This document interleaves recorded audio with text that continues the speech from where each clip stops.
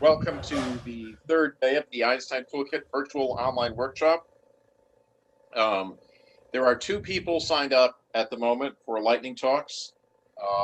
There is room for more. If you have a project that you're working on that you could talk about for 15 minutes, I encourage you to sign up. So please take a look at the sign up sheet for that. It should be in your email. In just a few moments here, when Professor Zach Etienne gets online, he's going to begin his presentation. We have a 1.5 hours scheduled for him. However, there will be a break about halfway through.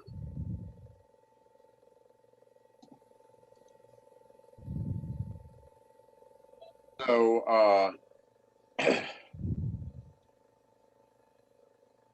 right.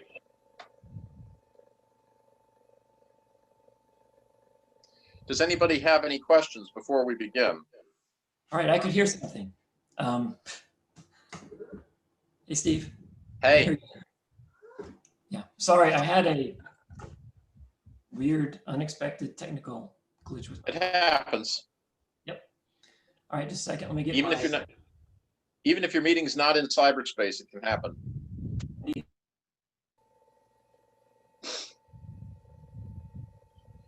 Whenever you're ready, Zach, you can begin. Anyway, Dr. Zach Etienne is one of the more active contributors to the Einstein Toolkit. He has contributed a sizable number of thorns. He is a very active researcher in a number of gravitational physics areas, and he is here to show us his creation called NRPy, which is a Python interface to generating code for the Einstein Toolkit. Zach, start whenever you'd like. Great, thanks, Steve. All right, so this is an interactive tutorial. I'd like everyone to go to nrpyplus.net, nrpyplus.net, as shown here. This is the easiest way to get to the NRPy tutorial. And when you press enter, you'll see it redirects you to my physics department website here. Just click on NRPy Plus tutorial on the left bar when you're ready. And you will see the top link here, the interactive NRPy Plus tutorial will appear. And click on that.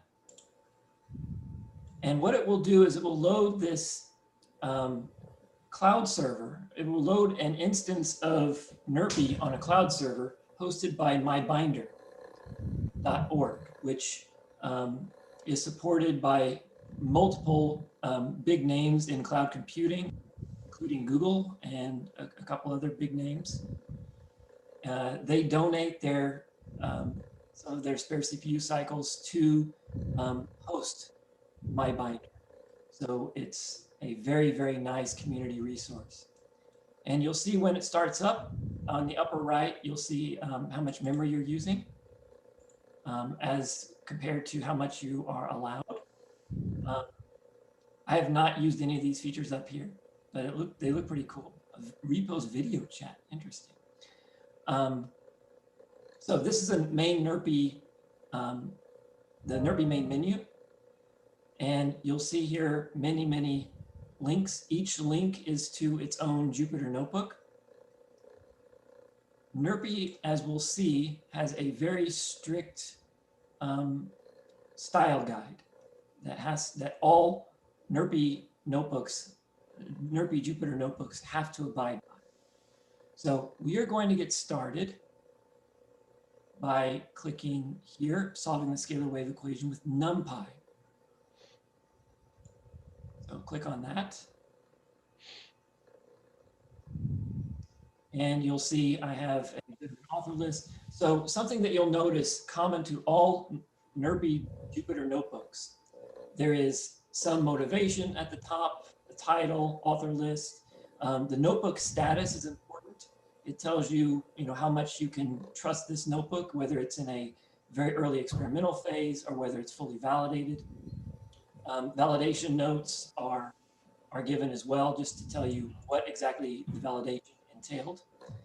All NRPy Jupyter notebooks contain a table of contents, as you can see here, a clickable table of contents, where there's always a back to top option that will bring you back to the main table of contents. And you'll notice at the bottom of all NRPy Jupyter notebooks, there is a step where, provided you have PDF LaTeX, and I believe there's one other LaTeX related package you need installed, it will output for you, I forget the name, it will output for you this exact Jupyter notebook as a LaTeX PDF file, basically. So it's very nice. And I think, Steve, maybe you're unmuted right now. I could hear someone breathing. No, I was muted. Someone else is. Let's see if I can find. Okay. Great.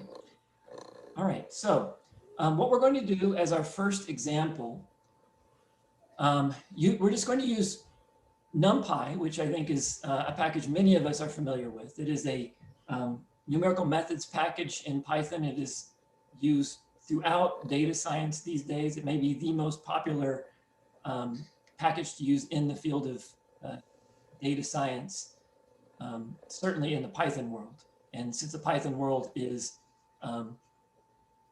the de facto center of the universe for data science, it is a very widely used thing. So you might, when taking a class on solving PDEs or computational physics, you might actually come across NumPy in your, and actually use NumPy in solving your homework assignments. So certainly a lot of my students have used NumPy. So I see this as, and Python, so I see this as a very nice introduction and motivation into NRPy. So just I like to always give credit where it's due. So this work was certainly not possible by the work of just myself. Other students, including Patrick Nelson, whose talk you'll hear after mine, Terrence's, whose talk you'll also hear after mine, Tiago, who is a new graduate student in my group as of last year, and so is Terrence, by the way. Leo Vernick, he is an incoming postdoc, but he's been using NRPy for about 1.5 years at this point to do scalar field critical collapse calculations. And Brandon Clark, who was responsible for establishing the NRPy notebook formatting standards, from which you can get a nice, clean, uniform feel when you're in NRPy for all the notebooks. So the problem statement, we can go ahead and scroll it. You can see that the notebook status is validated, the validation notes. We've demonstrated that the numerical errors converge to the exact solution at the expected rate, and all that's documented below. All right, so prerequisites. In case you're new to the field, I have a lot of links on this page right here, online resources for numerical analysis and the basic mathematics behind this. So if you want to understand the output from your computer, you need to know scientific notation, and number of significant digits is very important. Some very basic mathematics and some links. All these are very nice vetted links that I've come across. Round off error, loss of significance. This is something very important that we all need to learn when we're doing numerical relativity. Linear algebra, function approximate Fourier series. Some of these things are more useful than others. But the bottom line is we have a lot of links here, a lot of material that you can use. And really, you can't go wrong by looking at numerical recipes. It was written by numerical relativists. So I think it's a very, very good resource. It's one that it's a book that I regularly crack open. It's always on my desk. So that's step 0. And feel free, you can take this at your own pace. I'm gonna just sort of walk you through it. So this is an 1.5 hour long tutorial. What we'll do is we'll take a break at about the halfway point, 10-15 minute break, because it's really difficult, I find, to keep everyone focused, even my own focus, for such an extended stretch. So, Zach, yeah, please. could I suggest that could you zoom in a bit? I think it would be better to see larger fonts and less of the screen. Even a little, yeah, that's better. All right, thanks. There we go. All right. Thank you for the suggestion. Yeah. Good. So, so here's the scalar wave equation. It is sort of the model hyperbolic PDE, partial differential equation. It describes the motion of waves propagating in some uniform medium. And so the idea is we're going to write a Python code to numerically solve this equation. Now, let me just say that all this is to this introduction, perhaps the first half of this tutorial, is to sort of develop a common vocabulary. You're going to see terms used later on in the Einstein Toolkit notebooks, Einstein Toolkit Thorn notebooks, a lot of language that I'm going to develop here. So I sort of see this as a prerequisite understanding, and also understanding why I wrote NRPy in the first place. All right, so here's a scalar wave equation. We're going to solve it. You're given some set of initial conditions, that is u. So we're going to solve it in three spatial dimensions, x, y, and z, the Cartesian x, y, and z. And we're going to solve it. We're basically going to start with some initial data, initial condition, at t equals t naught, and then step it forward in time using a classical numerical technique. All right, so here's a mathematical problem statement. It's an initial value problem in Cartesian coordinates. The novel operator is just partial x squared plus partial y squared plus partial z squared, all acting on u. U is the amplitude of the wave. It's a function of space and time, or time and space, more appropriately. And c is the wave speed. We're going to assume c is a constant here. That is sort of standard. And the initial conditions given by this. We'll have suitable boundary conditions at the boundary. And what we're going to do, just for simplicity, is simply extrapolate the data on the outer boundary from the interior to the outer boundary of the grid. So we will find it quite useful to define v as the first time derivative of u, so that we can split up this second order PDE into a set of two coupled first order PDEs, where partial TU, of course, is this, but that's just v. And then partial TV is given by c squared Navier squared u, the Laplacian of u. So the idea is we're going to use NRPy to generate, ultimately we'll use NRPy to generate the C codes to do this, but as a first step, we're going to use just NumPy. All right, so our solution to the scalar wave equation, we're going to choose what I call a spherical Gaussian solution. So it's a spherically symmetric solution. That is, you don't see, so you can write as a function of just r, the spherical coordinate r, which is just root x squared plus y squared plus z squared, and time. And so this consists of an outgoing wave, an ingoing wave, and we're going to add a constant offset to it as well. That's just going to be a constant. Okay. Now, obviously, what you'll notice is if you add a constant to u in this wave equation, so long as you originally satisfied the wave equation, adding a constant to it makes absolutely no difference. It still satisfies the wave equation perfectly. It will, of course, adjust the initial conditions, but we won't worry too much about that, because this will also serve as our initial condition. We'll just set t to some fiducial value. So c here is the wave speed. You can see this is a Gaussian distribution. In case you're not familiar, this is the most standard statistical distribution you'll find. I like it because it's extremely smooth. It's a very nice function. And you see there's an outgoing wave and there is an ingoing wave. And it's going to start at the origin. And what I'm going to do next is show off a little bit of the capabilities of SymPy, which is a symbolic algebra package akin to Mathematica or Maple. But this is, unlike Mathematica and Maple, a computer algebra system written in Python, and it is as open source as you can get, basically. It is BSD licensed, it is very permissively licensed, free, for everyone. And because of that, I found it very compelling to use as the back-end computer algebra system for NRPy. And now we're going to demonstrate that this is indeed a solution to the scalar wave equation. So in Cartesian coordinates, we have that, and we know that R is that. So now we are going to just code it up. So here we have the independent variables. We're going to declare them as SymPy symbols. So here we imported SymPy as SP.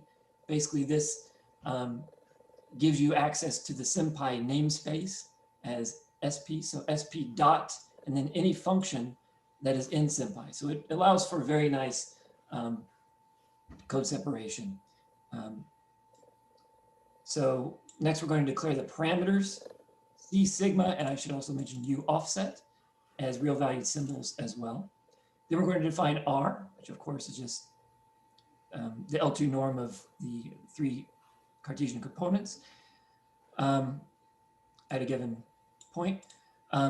Next, we're going to set up the solution. Now, normally I would have it at about yay font size, something like this, so I can see it all on the same screen. This is something I find very, very useful to developing in Jupyter Notebooks, developing code in Jupyter Notebooks.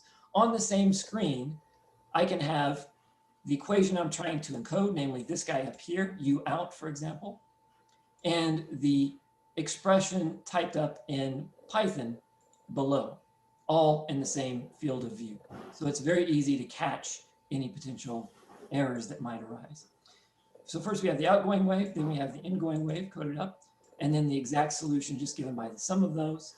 And then V, of course, is just the time derivative. Simply take the time derivative of U exact, and we have V. Great. So, oh man, really? You're gonna show, oh man. I thought my binder did this. That's okay. Hey, I think sorry about that. Just a second. Zach, you could zoom in again. I will, just a second. There we go, good. Yeah, so I've been blathering on long enough that my session with my binder has expired. And so I think it's 10 minutes. Okay, great. Okay, good. So it's now reloading this, but that's okay. So basically what I've done is I've pasted in a YouTube video, which should work, but I'm sorry it didn't. But basically what I want to show you is this is what the scalar wave, this Gaussian, here we go, looks like. So the colors here denote the solution, the exact solution of this wave equation. And up here, you'll see the time. And this is X and Z. So this is just in the XZ plane. Remember, this is spherically symmetric. So if you pick a radius, the solution is going to be the same. The exact solution is going to be the same everywhere, regardless of what angle you choose. Okay, good. So let me get back into a live notebook. And you may have to do this as well. It may tell you that you've timed out. But normally when you have this loaded, you'll see the YouTube video embedded right here. For some reason, it's not working now. Whatever. Okay, so now we're going to confirm that that solution I claimed is a solution to the wave equation is in fact a solution. So what we're going to do is we're just going to take the right-hand side and subtract it from the left-hand side. Using SymPy to compute the second derivatives of U symbolically. And we're going to make it easy for SymPy to simplify. So this is a thing, this is when you pay $2,000 for a Mathematica license, the simplification algorithm is one of the main things you're paying for, I would argue. SymPy simplification algorithm sometimes needs a little bit of help. And by a little bit of help, here I'm going to take advantage of the fact that since a scalar wave equation is a linear PDE, each of the pieces, the ingoing wave, the outgoing wave, and the offset should individually satisfy the wave equation. So what we'll do is we'll confirm that in fact, well, what we'll do is we'll subtract this, and subtract this, and then plug it in up here and just confirm everything is 0. So here it is.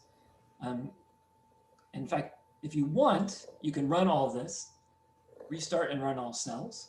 If you click here, it will run the entire notebook. And while you're waiting, go right here, and it should be able to evaluate this. Now, it does take a little while. Remember, NRPy is working very hard in the background. Its simplification algorithms will, there we go, right there, will in fact yield right-hand side minus left-hand side, or left-hand side minus right-hand side equals 0. It may take a little bit longer than Mathematica might take, for example. But it works beautifully. You can see we've confirmed that what we just typed in up here, U out, U in, ultimately U exact is in fact an exact solution. All right, so now when it comes to the initial condition, remember we're solving an initial value problem here. We're going to choose the above solution at t equals 0 as our initial data. And we're going to adopt what's known as the method of lines to advance the solution forward in time. So the thing is, you know, I mentioned this in my classes before, the method of lines, thinking that there would be a nice literature on this. And my students could, you know, just go open a book and find some information about this. But it turns out that it's actually kind of hard to find. So here I document the method of lines for this equation as completely as I could. So the idea is once we have initial condition, we want to, as we say in the numerical relativity community, evolve the initial data forward in time. In other words, just bring the solution to all the later time steps. We're going to do that using the method of lines. So here's the basic idea. It allows us to write the spatial derivatives. You can use whatever method you like. We're going to use standard finite difference approaches. You could also use pseudospectral methods. But here we're just going to use standard finite difference approaches to approximate the spatial derivatives. The temporal derivatives are going to be handled using standard strategies for solving ODEs.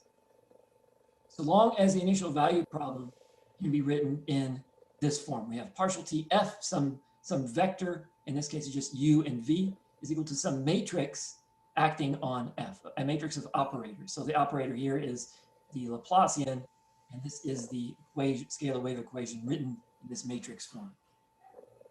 Now, very important, M cannot contain time explicitly or time derivatives. Although I think you could probably get away with a t, the more I think about it. I've never seen that though. All right, so the scalar wave equation is written like this, and it certainly satisfies that requirement, those requirements.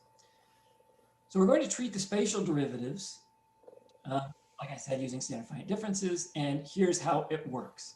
So let's say we have the RK4 method, right? So I hope we're all more or less familiar with this. This is something that you might learn in your differential equations class as an undergraduate, or it's distant relative, the Euler method for solving ODEs, initial value problems.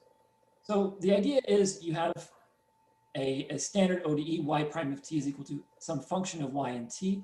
Don't confuse this function with this function vector here.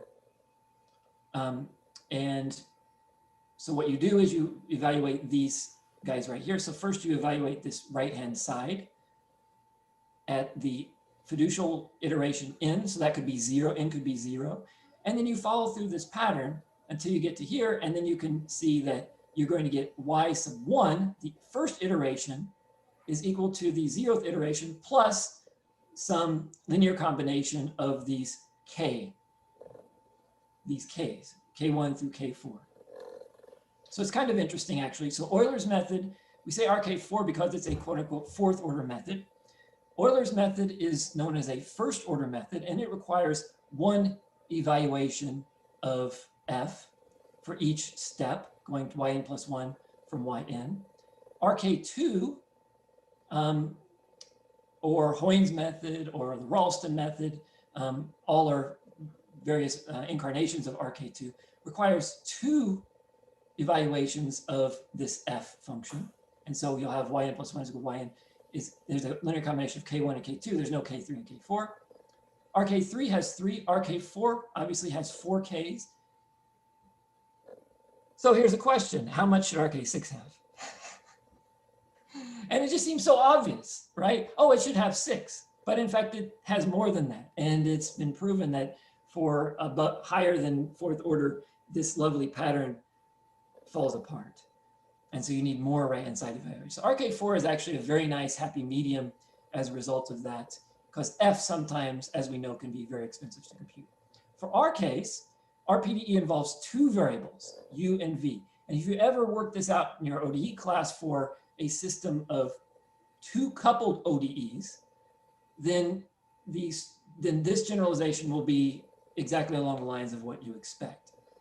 Now, things are a little bit different here, because when I say U and V, I'm referring to what we call grid functions, okay? So U is defined at all points in space, X, Y, Z, on your numerical domain, and so is V. So K, in fact, is not just like when we were solving a simple ODE of one independent variable. It's not like these are scalars. Here, these are actually 3-dimensional objects that we call them grid functions, because they sample our numerical solution or some variation of that at every point in our numerical domain, excluding the ghost zones on the outer boundary. But that's in the story for the next section. All right, so K1U is V, right? So this is F. So we're going to have basically what happens is K1 gets split into 2 pieces because we have 2 coupled PDEs in this case. If we had 2 coupled ODEs, it'd be the same pattern. Now notice that what we have here, K1 is equal to, K1U is equal to Vn, right? Because that is the F on the right-hand side of U, right? So this is U is equal to V, partial TU, I mean, is equal to V. And so that's why we have V here. K1V is just C squared nabla squared U. Again, we're just following this approach right here. And then K2, you'll see, as it depended in the ordinary RK4, depends on K1. And what you must do then to generate K2 is you must evaluate K1 first, storing the solution at all grid points, including the outer boundary. So basically, after evaluating K1, you have to evaluate the data on the outer boundary. So what I do and what we'll do is we'll actually perform this sum, and then we'll apply the boundary condition, and then we will evaluate K2 U and K2 V. And then we'll move on to K3, which depends on K2, which depends on K1. So you see, this order is fixed. K4 depends on K3, depends on K2. So UN plus 1 depends on all the Ks. K4 depends on K3. K3 depends on K2. K2 depends on K1. So you can't do this out of order. It's very strict. And you notice here that we have something kind of weird on the right-hand side, something that you wouldn't see if you were just solving a simple ODE. We see a spatial derivative, a nabla squared U. What we're going to do is, remember, all these are in 3 dimensions. So what we're going to do is actually take a finite difference derivative of U at the, let's say, the initial time, n equals 0. And we're going to perform, this algorithm. And then at the end of the day, we're going to get the U and V at the next iteration. And there's another interesting story to be told here.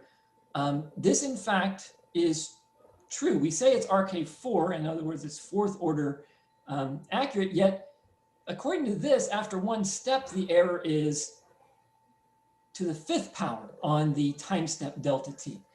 I'll let you think about why that might be.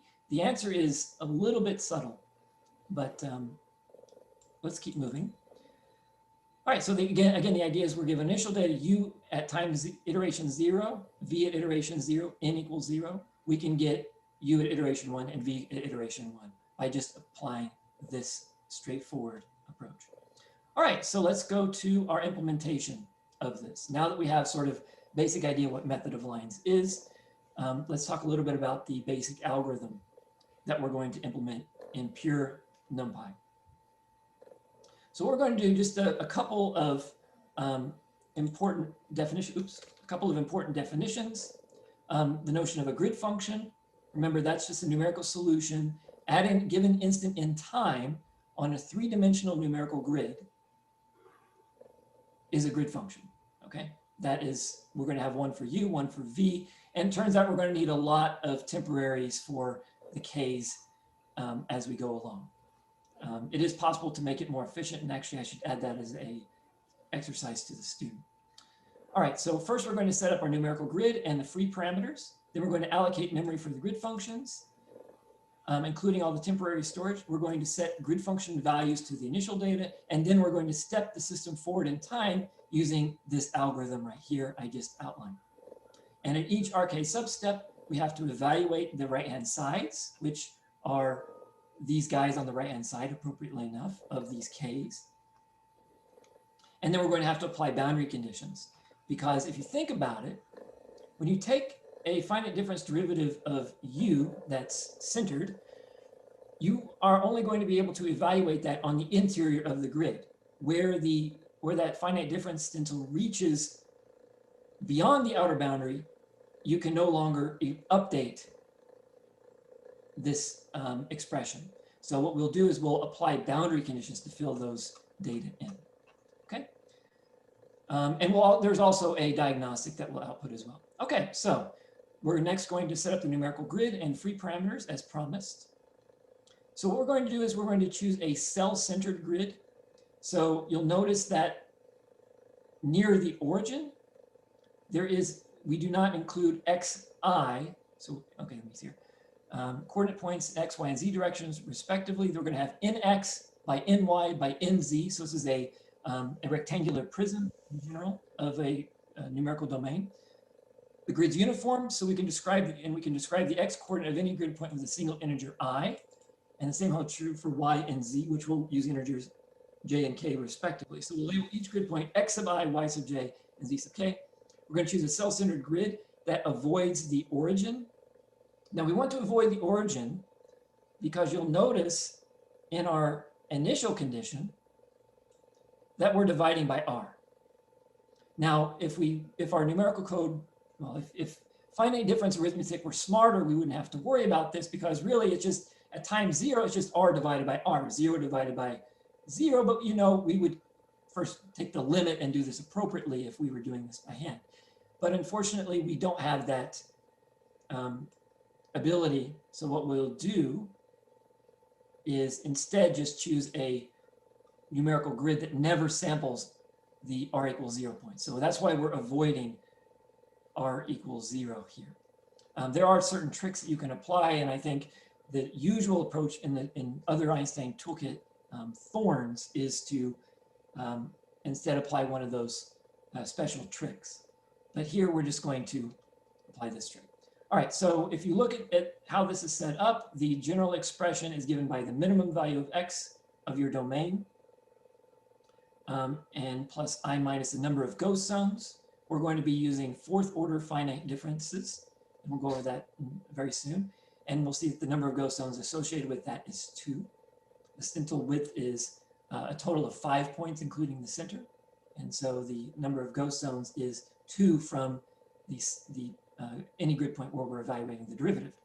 All right, so delta x is the spacing grid between grid points, and delta x is given by x max minus x min divided by nx. And what we're going to do is we're just going to make this very simple. We're going to choose a numerical grid that is a cube with a domain size of 10.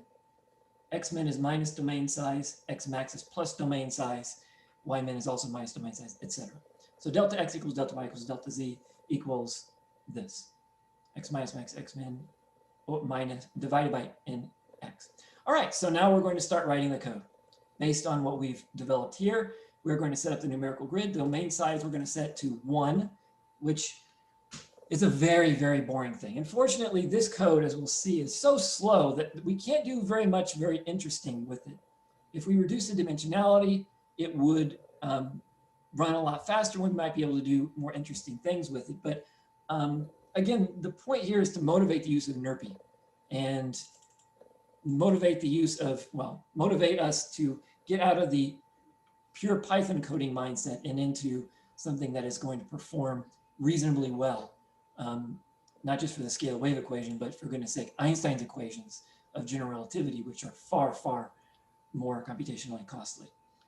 So again, what I normally do is I would have this zoomed out to about here so I could see the equations as I'm typing them in. And you notice one thing I like to do is line up things. So I see I, J, K, X, Y, Z, X, Y, Z, I, J, K. I like this lining up, and sometimes it requires adding extra spaces that Python coding standards don't necessarily like, but you know, we're trying to minimize human error. We're not trying to appease the Python gods. So we're going to use some simple NumPy functions. We're going to declare these as one-dimensional arrays, x, x, y, y, and z, z. And we're using x, x, y, y, z, z because up here we defined x, y, and z to be SymPy variables. So that's what we're doing. And so these are just simple 1D NumPy arrays. Next, we're going to set the free parameters for the scalar wave solution. We're going to set C to 1, which is pretty standard in our field. Free param sigma, this is the width of the Gaussian, we're going to set to 3. And the offset, we're going to set to 1. It will be an exercise to the student at the bottom. What does it mean? Why did we choose a non-zero offset here? And the answer is, requires a little bit of thought. Okay, next we're going to set the time step. So when you solve PDE numerically, there's this so-called CFL condition, the Courant-Friedrichs-Levy condition. And you'll notice one great thing about Jupyter Notebooks is you can just include links to exactly what it is you're talking about. So if anyone's confused, you know, you're not like just reading pure code and someone pastes in this. You can just click and then go back when you're satisfied you understand what it is that was just uttered. Okay. So we're going to set our CFL condition. We're going to choose our CFL condition to have our CFL factor to be 0.5 here.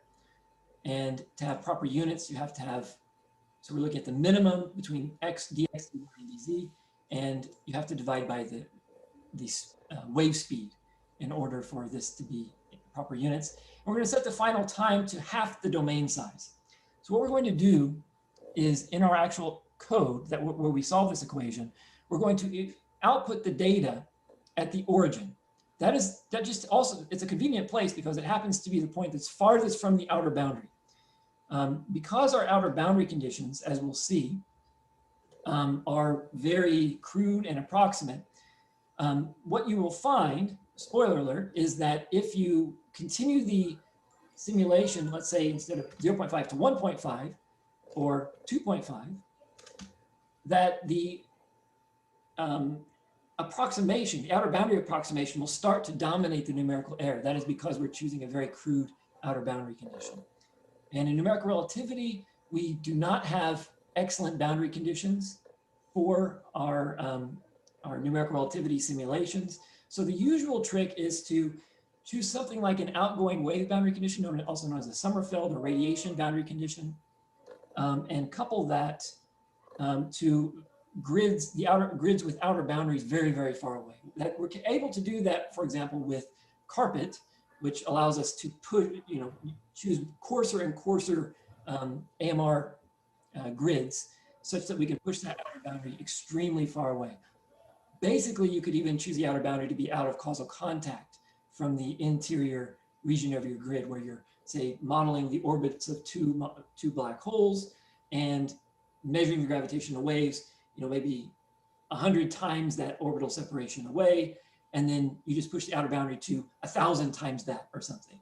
1,000 times that, but 10 or 20 times that. And you'll see that it behaves quite well. Even though your outer boundary conditions are very approximate. All right, so NumPy implementation, we're going to next set up the initial data. So remember, this is the initial data that we're choosing, the spherical Gaussian.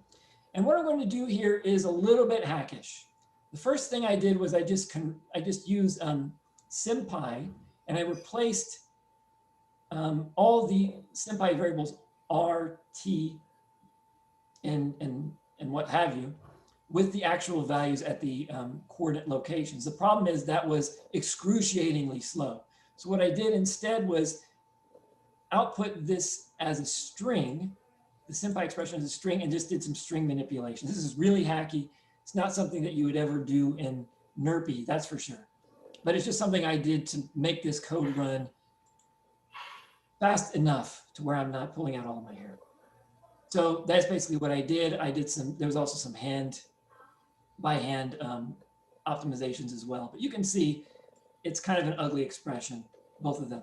But they are the correct exact solution. Again, we're just going to use this for setting up initial data and for comparing our numerical value, measuring the error of our numerical solution as compared to the exact solution.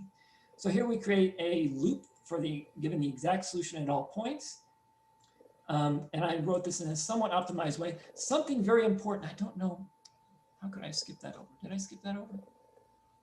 I must have skipped it over, sorry. There is, you notice here that there's this IDX3D. This is a function in Python. Okay, I'm missing the first one somewhere. Anyway, IDX3D basically allows you to declare, instead of declaring a 3-dimensional array in NumPy, we instead declare, hey, look, it showed up on this version. That's weird. Okay, anyway. IDX3D allows us to map a 1-dimensional array. I guess it's here it is. It's declared down here. That's right. Yeah, sorry.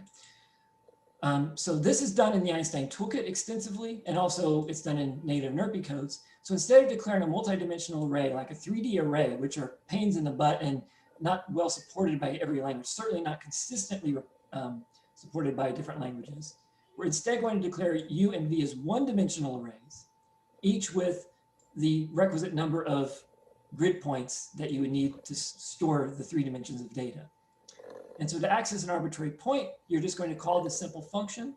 It's going to be a function of ijk, and basically what it's going to return is something this, which if you do the math is the correct function, basically. And so this is the function itself that you saw there. I should probably move that up a little bit higher, but here's the function that you see, and we're going to basically compute the exact solution at a single point, looping over all grid points in all 3 dimensions. All right, so next we're going to allocate the memory for the grid functions. Remember that we want nx by ny by nz points in our grid interior, but we're going to need ghost zones on the positive face of that cube and the negative face of that cube for all 6 faces, basically. So that means we need nx plus 2 ngos in points in the x direction, ny plus 2 ngos in the y direction, and nz plus 2 ngos in the z direction. So we're just going to initialize those to zeros. And by the way, when someone says poisoning, mentions the term poisoning, that just means instead of setting these to zeros, you set them to a floating point value like not a number or infinity. And that way you know whether you have a data dependency issue somewhere in your code. Okay, so next we're going to define the right-hand sides, which need to be evaluated, of course, with our method of lines approach. And what we're going to do is we're going to approximate this nabla operator with 4th order finite difference derivatives. There is a NRPy tutorial notebook on how to compute these expressions automatically. And here it is, just to show you. Where basically we construct a matrix equation. Oops. There is a NRPy interface for computing arbitrary finite difference stencils. But we're just going to use a Wikipedia article on finite difference coefficients, which is a very nice little reference right here. And by the way, one of the validation tests that we do in the NRPy notebook is actually reproduce this table. Exactly. So here it is. Here's a 4th order finite difference stencil for the x component. Of course, we'll need y and z as well, but I'm just going to group these coefficients because you see a 4/3 happens twice, a 1/12 happens twice, and a 5/2 happens once. So we're just going to group those. And this is how we evaluate the right-hand side. So u right-hand side, remember, is just v, right, given right here. And V right-hand side is given by C squared, nabla squared U. So we're going to add up first the X term, and then the Y component of nabla, and then, oh, that's kind of silly, the Z component of nabla. There we go. And you see that we're keeping all other coordinates fixed. We're just looping over I's, which represent the X direction, J's, which represent Y, and K's, which represent Z.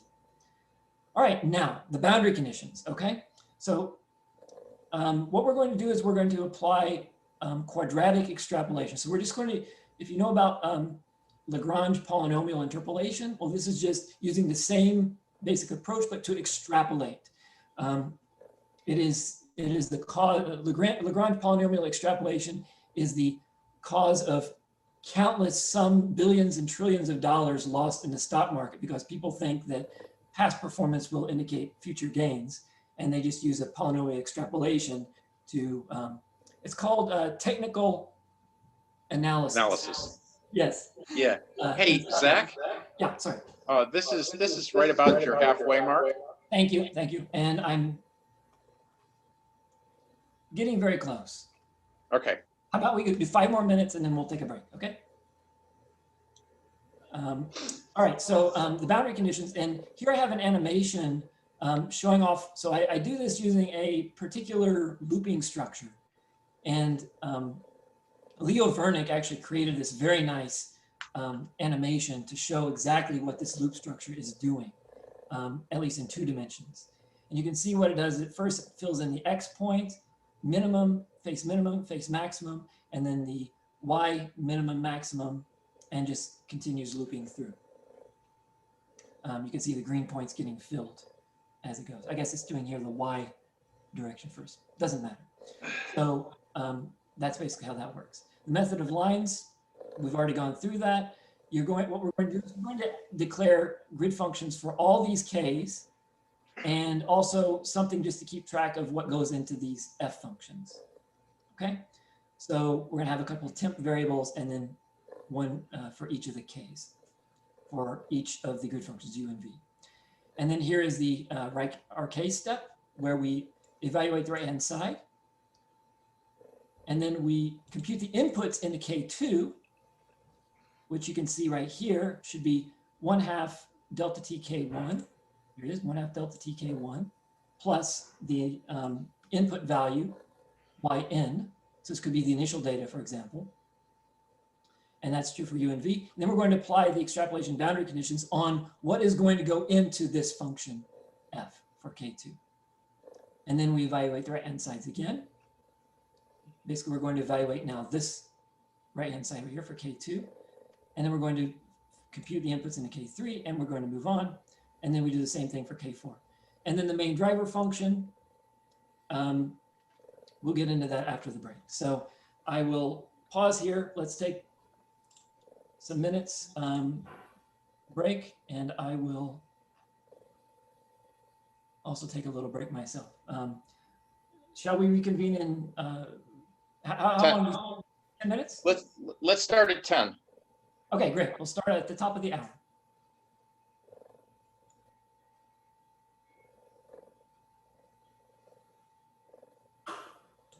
All right, so hope everyone had a nice break. Yeah, I realize now that to get the YouTube video to appear, you actually have to evaluate the cell. So to evaluate a cell in a Jupyter notebook is just a matter of clicking inside it and pressing Shift Enter, or clicking this Run button here, putting your cursor inside there, and then clicking Run. And that will do it for you. Sorry. All right, so basically I zoomed out again. I just wanted to show that here's normally how I would develop the code at about this font size. It's not for everyone, but it does the trick. So you see K1, K4, yn plus 1. You can see everything appearing up here in the LaTeX expression, appearing down here in the code very nicely. Let me get the font size back up to something that's friendlier. Here we go. Okay, so then we have the main driver function, which is going to set the initial time. I have this is called a interactive Python or IPython magic command. what it does is when you put this at the top of a cell, it will actually time how long it took to run this cell, which is kind of an important consideration when you're optimizing Python code, or even optimizing any code that's running within a cell. It could be C code even. So we have initial time, we're going to set to 0, like I said before. We're going to set up the initial data, which is just the exact solution at all points at the initial time with inputs, grid functions U and V. And this function was defined up there. You can scroll up and see it, look at it if you want. What we're going to do is we're going to have a diagnostic. We're going to store the index at the point closest to the origin. And that's just the total number of grid points divided by 2 in I, J, and K directions. Because our grid is centered on the origin, after all, but there is not a grid point at the origin. It's just the numerical domain is centered at the origin. And our diagnostic is just going to consist of computing the log base 10 of the relative error between numerical and exact solutions. And that's how that works. And we're going to output first diagnostic at the initial time, and then we're going to set up our final iteration, how often we want to output, and that depends on our resolution. Our fiducial resolution is going to be 24 cubed. We'll do 24 cubed, 48 cubed, and 96 cubed. 48 and 96 take a long time, and I've pre-computed those results and pasted them below so you don't have to wait. And so basically what happens is when you run this, all right, so first of all, your Jupyter notebook, your My Binder is probably dead at this point if you've been idle for more than 10 minutes. So what you want to do is go to the chat. You think so? The other computer is closed, actually, I think. Yeah, sorry, someone sent me a message saying that I have a mic open. Let me go ahead and mute that if it's not already muted.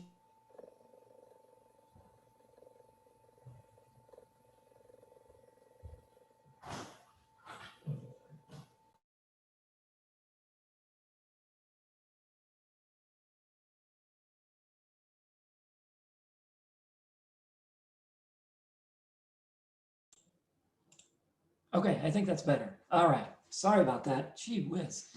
It seemed like the mic loved to work, but the speakers didn't. Okay, all right, so so what I did here was I wrote a little thing, a little benchmarking thing that you can implement in C, and in fact I do implement it in C because sometimes solving Einstein's equations can take a long time, and I want to know how much longer, basically how long will my coffee break be? And so the idea is if you are, if you're tuned into chat, I'm going to paste in the link again for the interactive tutorial. If you'd like to do this yourself, basically you can relaunch this. What I'm going to do is I'm going to restart and run all cells, which is just this fast forward button here, and then you click restart and run all cells, the red button. And what we're going to do is we're going to see, so first it's going to do that simplification up here, which takes maybe 10 seconds. And then it's going to continue on and generate this lovely Python code. Okay, good, we're already past that. And now watch, it tells you how much longer it's going to take. How cool is that? So it started out about 12 seconds, we're down to 5.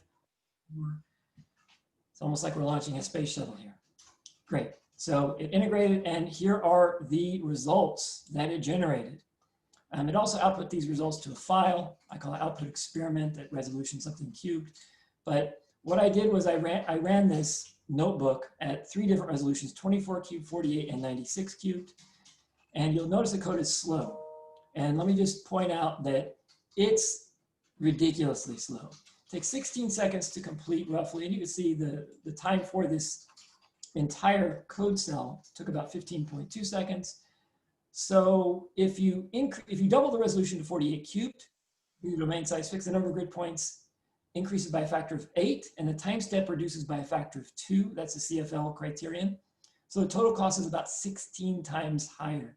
So 16 times 16, about 4 minutes to compute the solution for 48 cubed. And for 96 cubed, oh boy, that 16, extra factor of 16 really hurts. And about over an hour to complete a simulation. And I don't think that Binder will let you do a run for over an hour. So this is one reason we like to use NRPy Plus. We want to convert these a human-friendly Python code into something that's highly optimized and written in C. And we'll see in the next notebook that we'll navigate that the results are about 10,000 times faster if you run it in C instead. So this is how we can do science in numerical relativity. If we were completely reliant on just the Python language and NumPy, the field would be 50 years, as it was 50 years ago, basically. So lots happened in CPU infrastructure, and luckily we don't have to use pure Python to do these things. So it's not just the fact that NRPy generates codes that are much faster, that are written in C.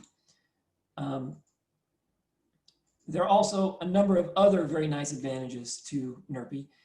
It contains a rigid syntax for SymPy symbols that lets you specify derivatives and output C-coded arbitrary finite differencing order. So for example, I could say, okay, now let's redo the above code, but let's instead do it at 6th order finite differencing and use RK6. Well, that would require an extensive rewrite and something that can be very painstaking and to get right and debug. So each of these links, I should point out, this is another advantage of NRPy, is it's extensively documented. Each of these links is its own NRPy tutorial Jupyter notebook. So for example, just clicking on a random one, validating RK expressions that we coded up in NRPy. So NRPy contains a dictionary of Runge, a Python dictionary of Runge-Kutta butcher tables. And what we do here is actually solve a number of ODEs with those butcher tables and confirm that in fact we get the order that we expect in the result. So that in fact the RK method is the order that we expect. And it's all described here, how that's done. So that's just one small example. There are two boundary condition drivers. There's a generic one that by default uses the same quadratic extrapolation boundary condition.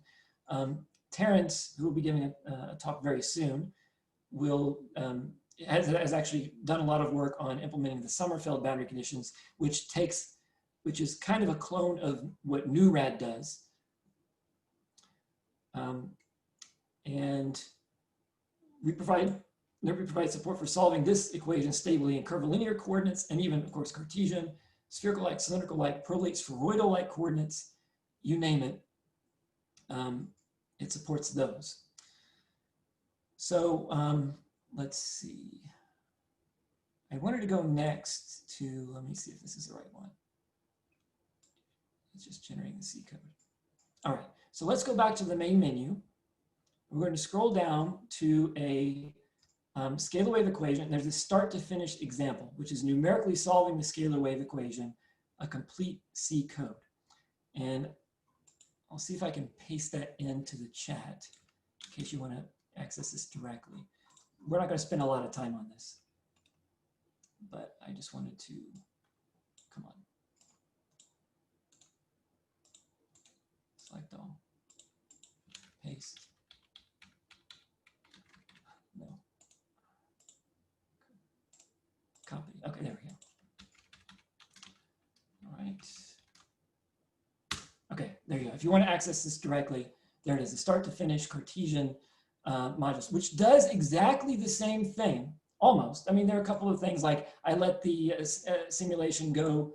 The domain size is 10 in this case. It actually does something interesting. The run goes to, I think, 0.8 or 0.7. There we go. Yep. T final is the domain size times 0.8 basically in this case. So it goes for a bit longer. And if you run this, what it will do is it will use NRPy to generate the necessary C code kernels, which are documented in other notebooks here. And at the bottom, you can see here it just did a 96 cubed resolution to So remember, the other one did it to 0.5 times the domain size. This did it to 0.8 times that in 3.4 seconds. Compare that to over an hour, and you'll see that that is a very, very significant speed up. And this, by the way, is only using one core on this computer. If you use multiple cores, it can speed up by multiple factors beyond that, because this, what NRPy generates is fully OpenMP capable code, C code. So basically what you do is, instead of writing a full Python code, you instead teach NRPy what you want to do. So we have domain size of 10, RK method we set to RK4, we set the finite differencing order to 4 right here. We import the scalar wave initial data notebook, which actually Python module, which is extensively documented in a Python note, in a Jupyter notebook. The right-hand side module, our grid dimensions 3. We're going to choose plane wave. We can also change this to spherical Gaussian, which is what we just did in the pure Python version, the NumPy version.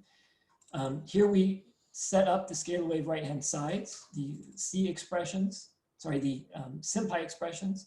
And here we use NRPy's low-level FD output C routine, which outputs a C code kernel with finite differencing. The exact finite differencing order you specified right here is set when you use this output C right here. So this is the function to evaluate scalar wave right-hand sides. This is a very neat little Python function that I wrote that outputs a C code function.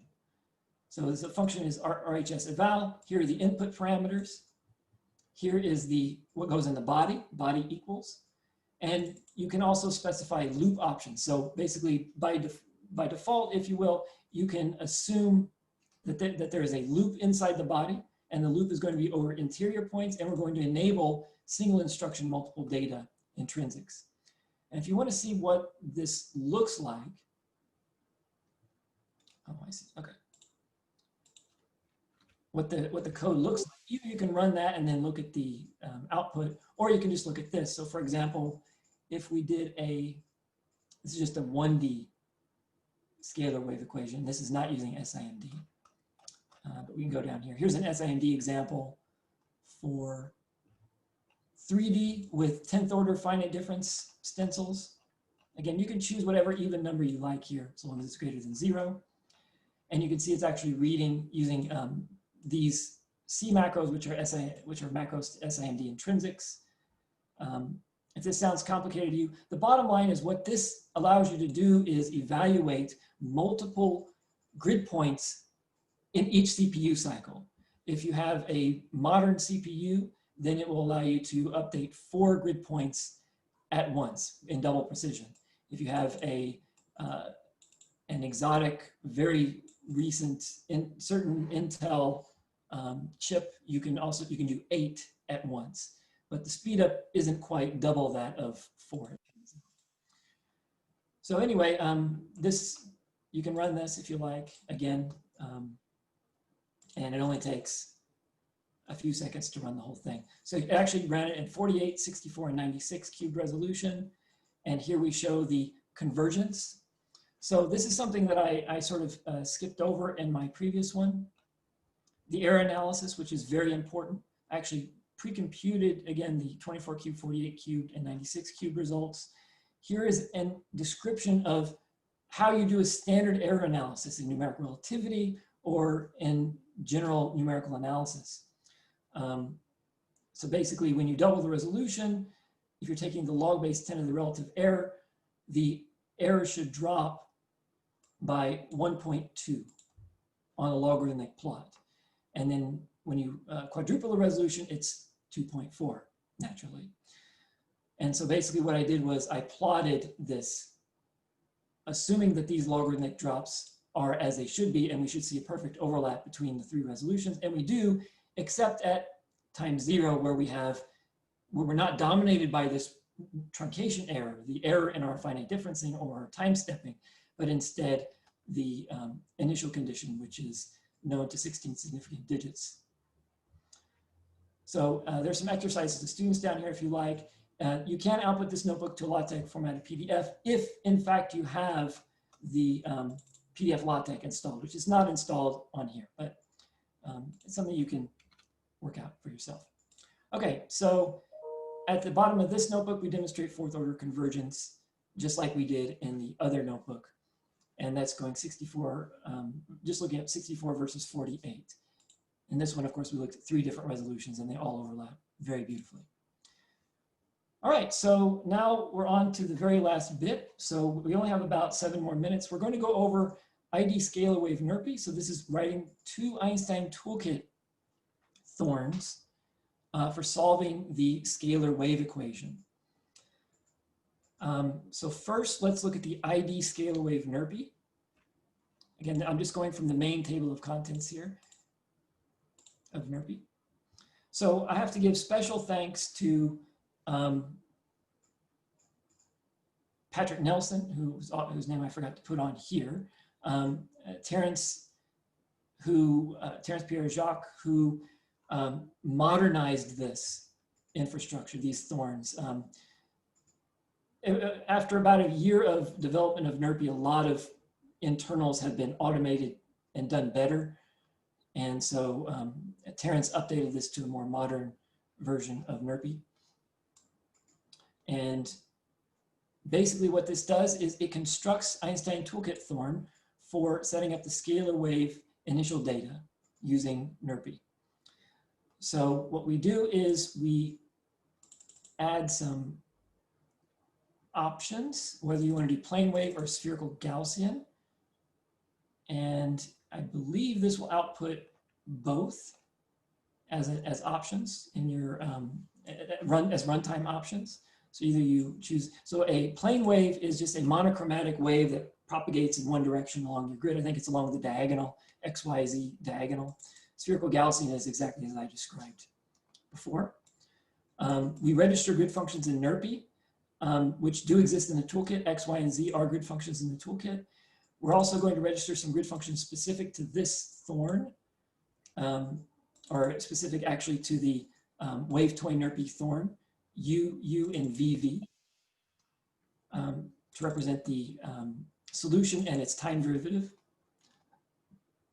Here we set up the symbolic expressions, the C code kernel, which takes in these symbolic expressions and converts them to highly optimized C code. And here's the main loop. This is a manual way of doing loops. We have more automated ways of doing this, but this is very good still. You can see it's just a simple, it just generates a simple C loop structure. Again, this is also documented in a loop Jupyter notebook, if you like. Write the C code kernel to a file, which is just scalar wave and then whatever initial data you want. And in fact, it loops over the 2 different options, plane wave and spherical Gaussian, and outputs 2 header files, which are then pulled in by the rest. So first the CCL files, interface at CCL. This is just using a template.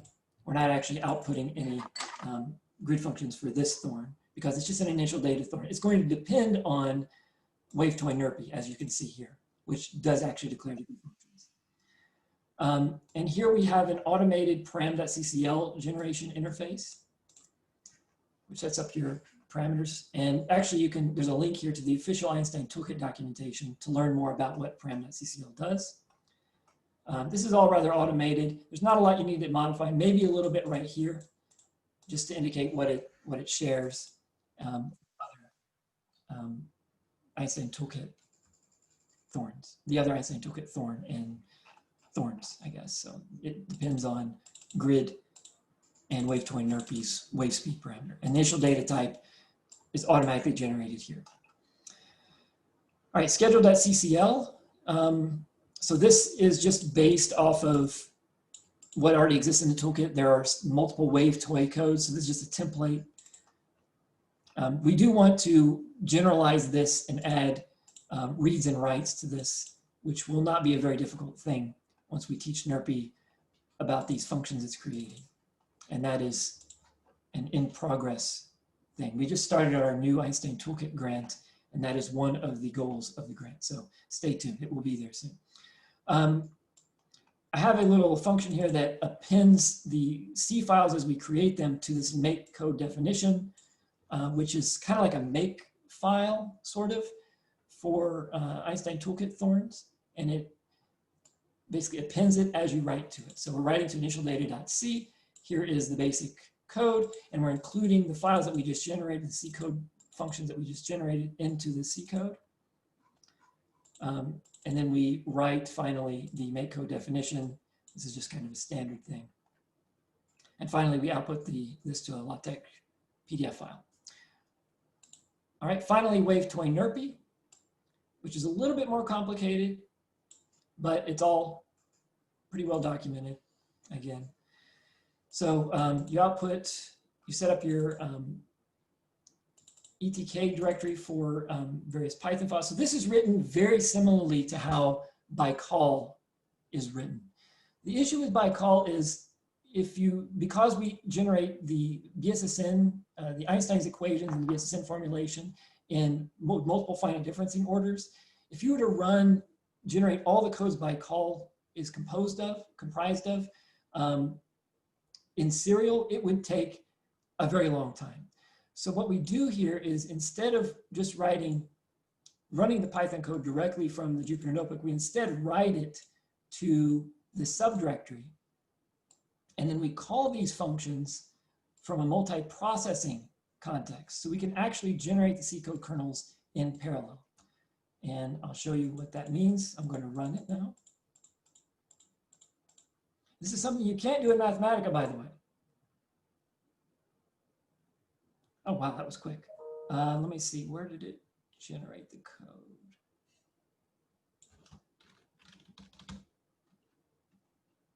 Here we go. Generate the code in parallel if possible. You see, so it ran this super fast, okay? It did everything in about 4 seconds. It used up all the CPU cores that were available on this cloud server that we're on. And it generated the right-hand sides for the scalar wave equation, second, fourth, sixth, and eighth orders, all simultaneously, all at once. And then it output everything. So there's a little bit of complication involved with this multi-processing thing. You basically have to create a separate NRPy instance, and this is just keeping track of the NRPy environments. This is actually going to be moved out to a separate NRPy low-level code. But that just shows you what is there. And again, we're using this automated param.ccl generator that's using the parameters that you specified, you registered with NRPy, but in the param.ccl. In the param.ccl.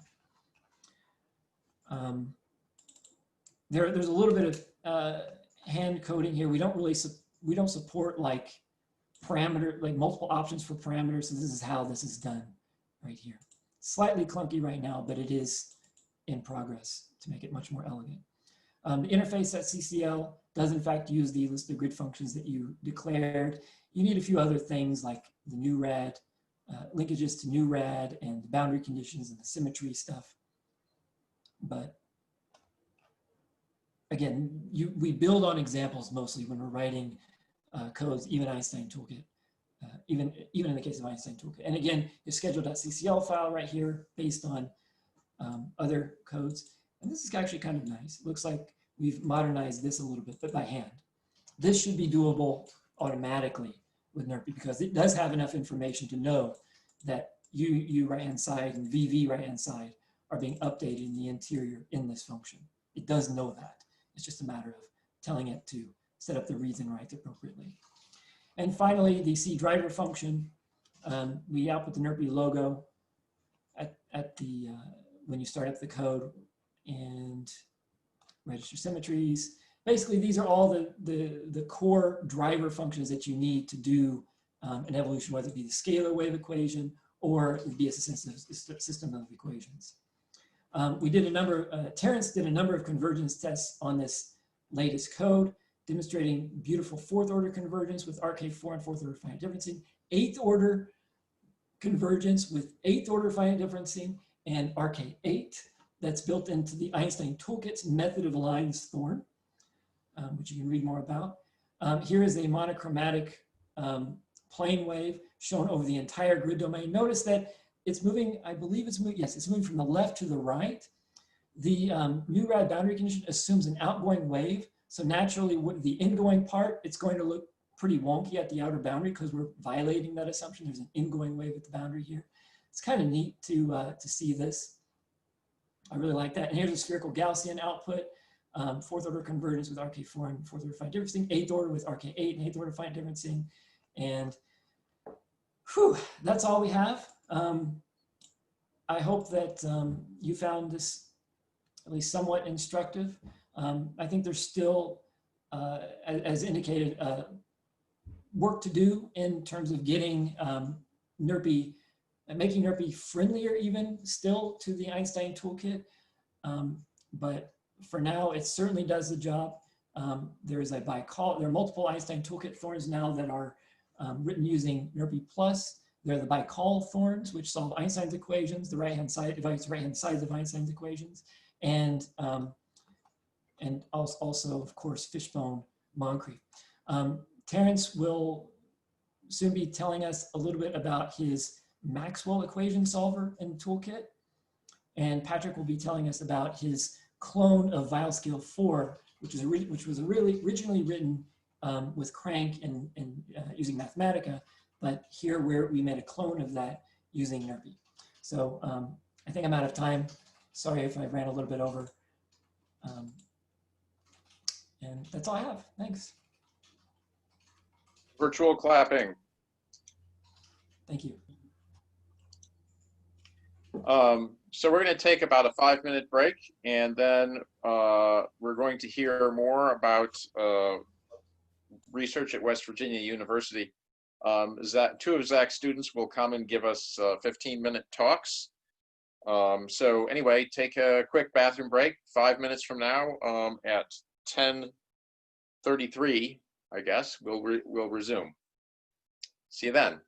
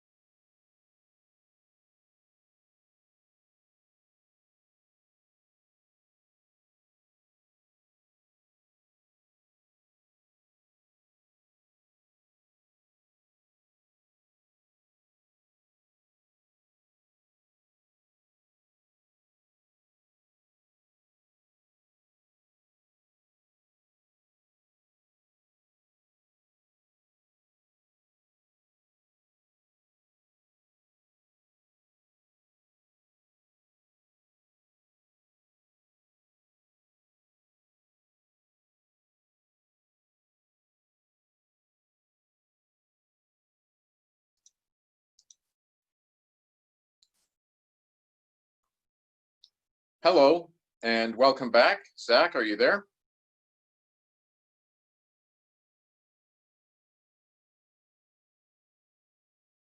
Yeah, I'm here. Sorry, I just had to unmute myself. That's fine.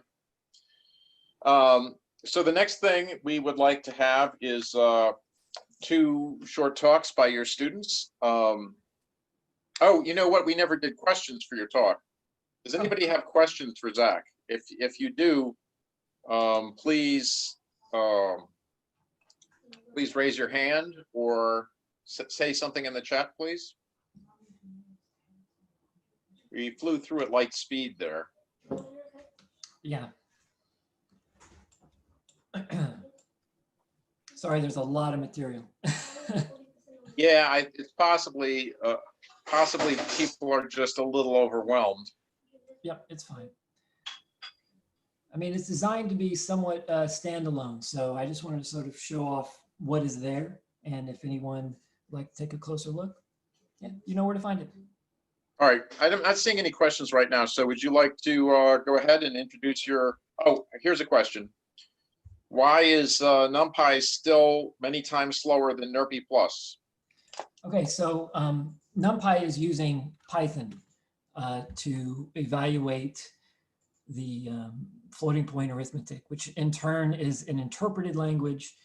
One very nice thing about NumPy and Python is anytime you access an array element, right? Remember I talk about these grid functions? It actually tells you if you go out of bounds.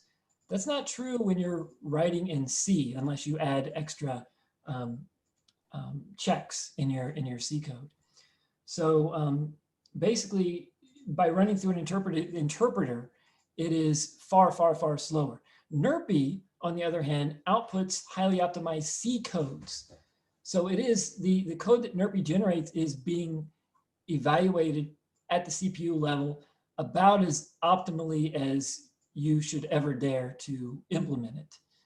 And so it's running C code direct, it's generating C code. And in those notebooks, it was actually generating and then compiling and running the C codes in the case of the scalar wave equation solver, where I did it 96 cubed resolution in only a few seconds, which, you know, I recalculated, it's like 1,500 times faster than if you had run it completely in NumPy. But there is an exercise to the student at the bottom, by the way, of that, the first notebook I went over, to speed up that NumPy solver. I know it's possible to speed it up, probably by an order of magnitude if you work hard at it. But I think, you know, the stuff that you'll learn when optimizing that code you'll find generically useful when programming, when doing scientific computing. So Mario asked, can I use another Python-based CS such as SageMath instead of SciPy? So SageMath, I believe, SageMath is sort of a conglomeration of multiple computer algebra systems, as I recall. And I think SciPy is one of those. I think if you wanted to use something else other than SciPy, it would require a little bit of work because NRPy really is at its low level based in SciPy. It would require a bit of a rewrite of some of NRPy's core infrastructure. That doesn't mean that you can't derive expressions that you might use ultimately with SageMath and then convert them to something that NRPy can understand. And let me just say one last thing about a feature of NRPy. We have recently embarked on work, and the student who worked on this made an enormous amount of progress in a LaTeX interpreter for NRPy. Basically, you code up a set of tensorial expressions exactly as you would in a paper, and it will convert that into NRPy, basically, or SciPy code, which NRPy can then interpret. It takes care of implied sums, partial differentiation, and even started work on covariant derivatives, which is not really a necessity, but it's very, very nice. It's possible to create a finite volume scheme using NRPy in its current form.